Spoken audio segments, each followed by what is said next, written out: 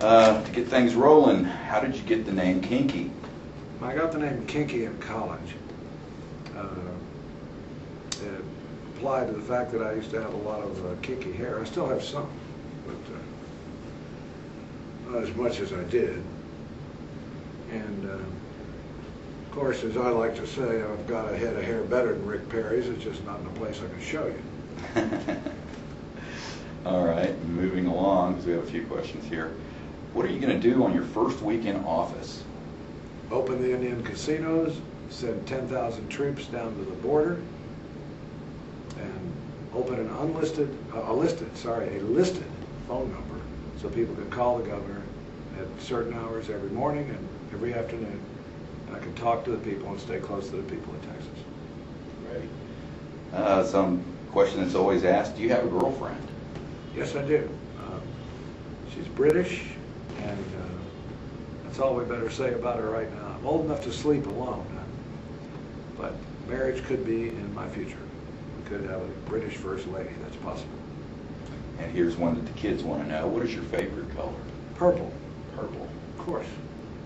Okay. Why do you have such a love for all animals? Well, I grew up with animals and people who loved animals, and animals are very important to me. I want to be the governor for all the animals too, not just the people. And Texas is blessed with having a lot of wonderful animals, and we ought to take care of them. And that's part of the reason I want to shut down the horse slaughter plant in Kaufman, Texas, and the one in Fort Worth. I don't want these horses slaughtered to send the meat over for people to eat in France. Save a horse, ride a cowboy. Excellent. So are you for the death penalty?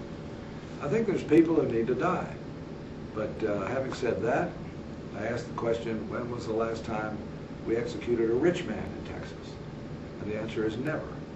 So if we're killing all these poor guys who couldn't afford a good lawyer, and if we're getting it wrong occasionally, that ain't good. 2,000 years ago, we executed an innocent man who became the savior of the world. I just think we need to take a good look at the whole criminal justice system in Texas. Wonderful. How was your life in the Peace Corps? Make any lifelong friends? Yeah, I did. I love the Peace Corps. I was in Borneo in the jungle, where I worked with a lot of different tribes. And I met a number of people who I'm still close to. It was probably one of the best experiences I've ever had in my life. I worked for 11 cents an hour, and Peace Corps is something that everybody, I recommend all young people, try the Peace Corps. It'll change your life. Kind of a follow-up on that, why did you join the Peace Corps? I joined the Peace Corps because of JFK. The president had already been shot by that time. He was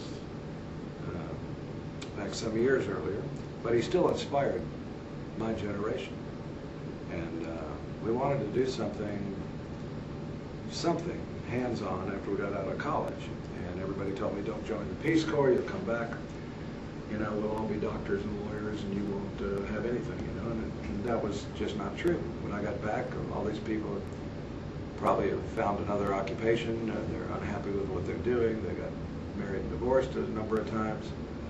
And we had a really spiritual experience. The Peace Corps, I speak for most Peace Corps volunteers, we all have a little village or a little town somewhere in our hearts that's thousands and thousands of miles away across the sea. And it was in many ways the most decent thing that we ever did in our lives. Great.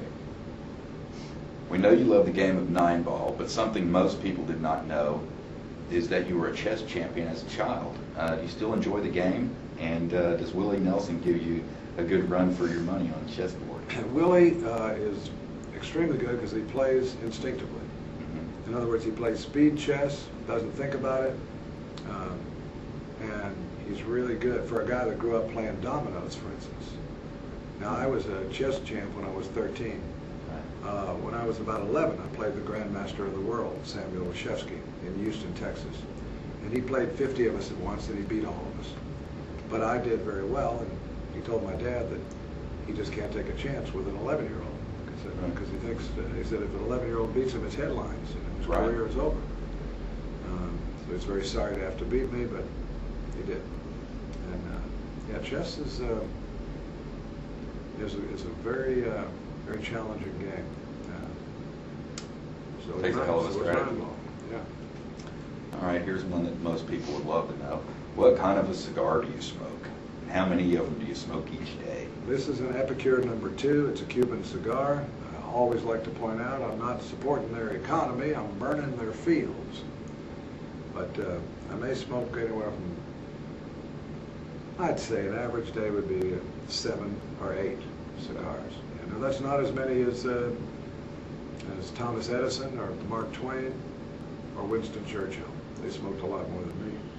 Winston Churchill smoked as much as 36 a day during World War II when he stayed up, worked 18 hours days. You know, he smoked a Cuban cigar every half hour. Wow. And I think they make you live longer. That's my theory. Okay. If Kinky has a drink, what does Kinky like to drink? Kinky likes to drink Guinness, the drink that kept the Irish from taking over the world, or tequila, one or the other. Both of them make me very happy. Wine, I can't drink because it makes me angry, melancholy, bitter, confused, lazy, world-weary, argumentative, and all those things. So I don't drink wine, but I do red wine anyway. But I do drink tequila, which makes me happy and smart. Good. I've been on the trail with you a lot. I've never seen you drink too much, which is a good thing. After a long day on the campaign trail, you get into your car, head towards the next hotel room. What song do you put in the CD player to relax? Gotta Get a Message to You by the Bee Gees, or anything by Roger Miller. Okay. Why did you decide to run for governor? What in particular led you to that decision? I don't think it was a road to Damascus experience. I think if Rick Perry had been doing a better job, I wouldn't have run. I just love Texas. I don't like what I see is happening in Texas, the direction we've taken. And I want to see if I can get the people involved so we can turn this thing around. Okay. Who influenced you to become a writer?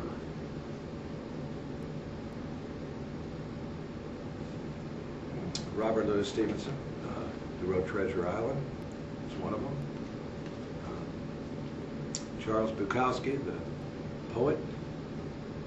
I like Bukowski myself. He's great. You know, he was just a drunkard his whole life, and Yeah, he was. considered himself to be a loser in a lot of ways, but he's now sold more poetry than any American poet ever has around the world. And I think he's a great poet. I also like, you know, the dead guys are great. Conan Doyle, who wrote Sherlock Holmes, Edgar Allan Poe, those guys. And many of the great writers, of course, died in the gutter. Fortunately, people are buying my books now, even if they're only opposition research people from the Republicans and Democrats. Every writer's dream is to have people buy your books and read every line, poring over it. What did he mean by this? You know, so finally, they're reading my books. Good. Do you primarily consider yourself a writer or a musician? Oh, my heart is in music. But as Willie Nelson says, Kinky thinks he's a guitar player, but he's not really a guitar player. So I'm not a great musician, no. But I like musicians, and I like their attitude toward life. And they've got 3 things that politicians don't have. They've got integrity, creativity, and a sense of humor. I've never met a politician that had all 3 of those. Tell us about your time as a pro-civil rights activist, Austin restaurant desegregation that you helped with as a young man. When I was probably a sophomore in the University of Texas, we picketed a restaurant that I used to like called The Plantation, and it was a 24-hour place we always went to. But they were segregated, so we decided to integrate them. And what we did was we picketed out in the parking lot, and then we'd come in and only order coffee and sit there for hours talking, solving the problems of the world, but not ordering any food. And after a few weeks of this, it broke the place, and they integrated because of us. And the street that the plantation was on, the plantation is now gone, but the street, 19th Street in Austin, is now called Martin Luther King Boulevard. So that is some progress. Yes. I also tried to integrate the Greek system in my senior year at college, came very, very close to doing it, but did not. Okay. What is your opinion of Ann Richards? Ann Richards was a great one. She and I are kindred spirits. She used to come to a lot of my shows in Austin. She was a very, very funny person. And on top of that, you know, she's a better man than most. She was very tough. She belonged to the breed that I think made Texas great. And we will miss her. Yes. She had a history of substance abuse. Can you tell us what you know about her overcoming that? Well, I don't know a lot, except I know she did. Some people can beat their demons, defeat their demons, struggle with them and beat them, and those people are stronger than most people. And some of them go to rehab, some don't. I know Willie does not believe in rehab. He says that's just where they go to rest up before they come back at us again. So I tend to believe that rehab can work, and I definitely want to see it used more in Texas. I want the money that we're spending fighting a losing war on drugs to be put into treatment and education, so we can empty the prisons. We have the biggest prison system in the world. You know, we've got a workforce here that's incredible. Let's put these prisoners to work and do something with them. But get the non-violent offenders who are just drug offenders, get them out if we can, to make room for the really bad guys, the pedophiles, and of course the politicians. A good ending to that. If we manage to rid ourselves of the task test, how will you compensate the state for the loss of federal funding for our schools? Well, as I understand it right now, the tax test is not bringing in that much money. I mean, for the feds, that the test is costing so much to write and distribute and pay all these so-called experts to write it. And it's not teaching anything. It's teaching a very narrow line. So kids are not sure if the Civil War took place here or in Europe. They don't know because it wasn't on the test. What I want to do is bring in the Texas Peace Corps from my Peace Corps experience, which is retired folks coming back and teaching, you know, spending an hour with a class. Really teach art or music or vocation or shop or life experiences. In other words, teach everything that's not on the test. That's the way you're going to get well-rounded kids who are ready for college. And of course, I'd still have some standardized tests, just like we grew up with. We got good educations. Today, the kids are not. And one reason is no really great teacher wants to teach to the test. The independent thinking teachers are getting out because of political correctness, low salaries, and teaching to the test. I think those are the three main reasons. We'll change all that. Excellent.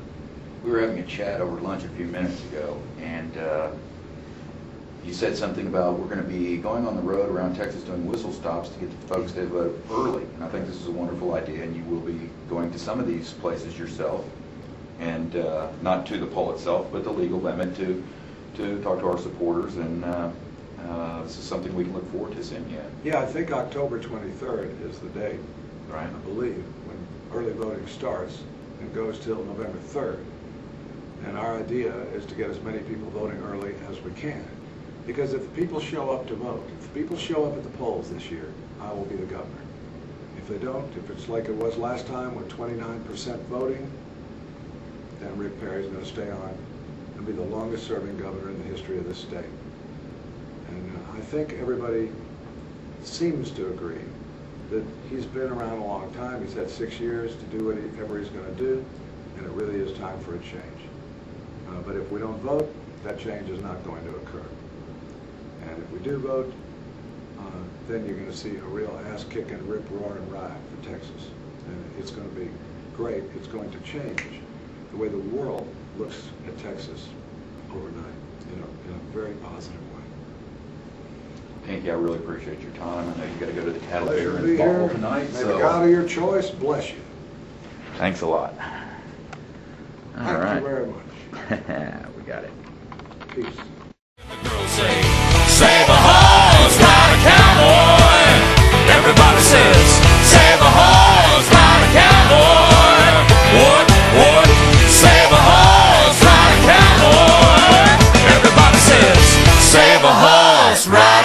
boy.